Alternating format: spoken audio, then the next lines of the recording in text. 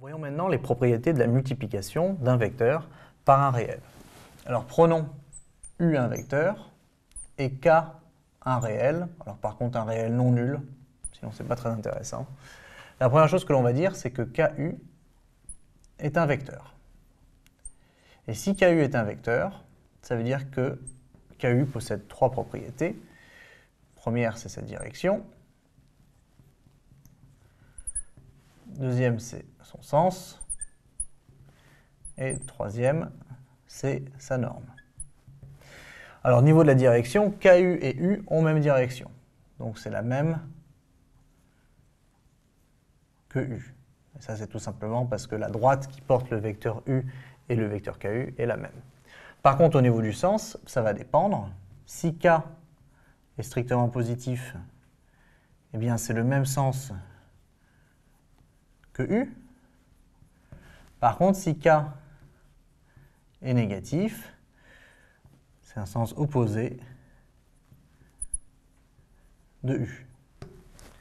Et pour finir la norme, eh bien la norme du vecteur KU, ça va tout simplement être égal à valeur absolue de K fois la norme du vecteur U. Alors on va pouvoir identifier différents cas de figure.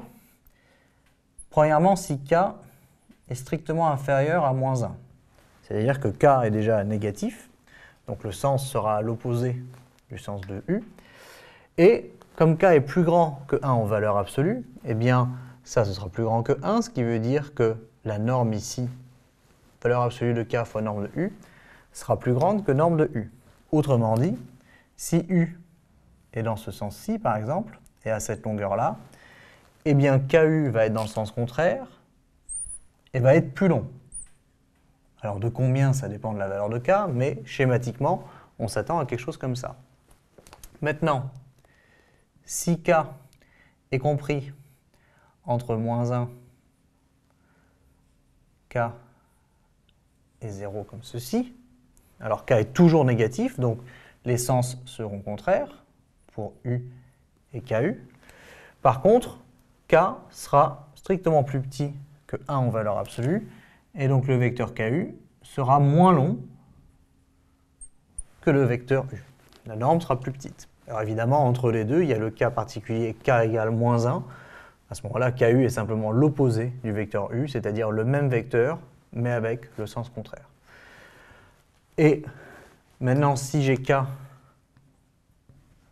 qui est compris entre 0 et 1 strictement, eh bien K est positif, donc U et KU vont aller dans le même sens.